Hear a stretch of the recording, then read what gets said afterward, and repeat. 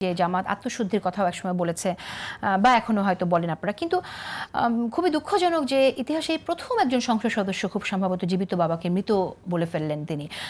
আমি কি আপনার কাছে জিজ্ঞেস করতে পারি যে আপনারা তো আসলে ইসলামের কথা বলছেন, আপনারা বলছেন আপনারা সততার কথা বলছেন, অনেককে বলছেন জামাতে ভোট দিলে তারা বেহেশতে যেতে পারবে, এরকম কথাও আমরা শুনেছি। তাহলে একজন জামাত নেতা কি করে বাবা সম্পর্কে এরকম মিথ্যা কথা বলেন? উনি যে কথা বলেছেন যে উনি শারীরিকভাবে সুস্থ ছিলেন না, কোন অসুস্থতা একজন মানুষকে এরকম মিথ্যা বলায় আসলে?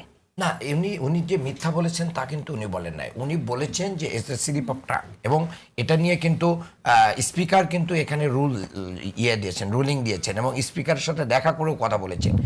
তার পরিবারের সাথে যুক্ত আছে এতজন মানে মুক্তিযোদ্ধা। আপনি কি নিশ্চিত যে যাদের কথা বলেছেন যে উনি তারা মুক্তিযোদ্ধা, তারা আসলে কি মুক্তিযোদ্ধা? অবশ্যই তারা মুক্তিযোদ্ধা। আপনি দায়িত্ব নিয়ে বলছেন যে তার দাদা এবং তার চাচারা পরিবারে যাদের কথা বলেছেন তারা সকলে মুক্তিযোদ্ধা, আপনি দায়িত্ব নিয়ে বলছেন? আপনি এটা তো সংসদে তিনি দাবি করেছেন।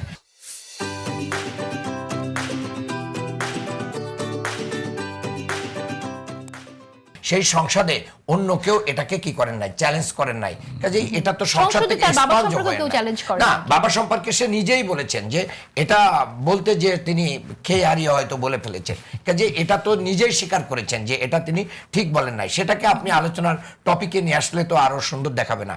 এটা তো লেবু চাপলে কি আলোচনা করব কি করব না সেটা যদি আপনি লিখে দেন তাহলে বোধহয় ভালো হয়। লিখে কেন? আপনি তো আপনার সুবিধা মতো নিয়ে চিপতে চিপতে একটু টক বানানোর চেষ্টা করবেন, এটাই স্বাভাবিক। না তা করছি না, তা একেবারেই করতে চাই না, বুঝতে চাইছি কতটুকু যেটা বললেন আপনি ওই লাইনে আগালেই মনে হয় সুবিধা হয়।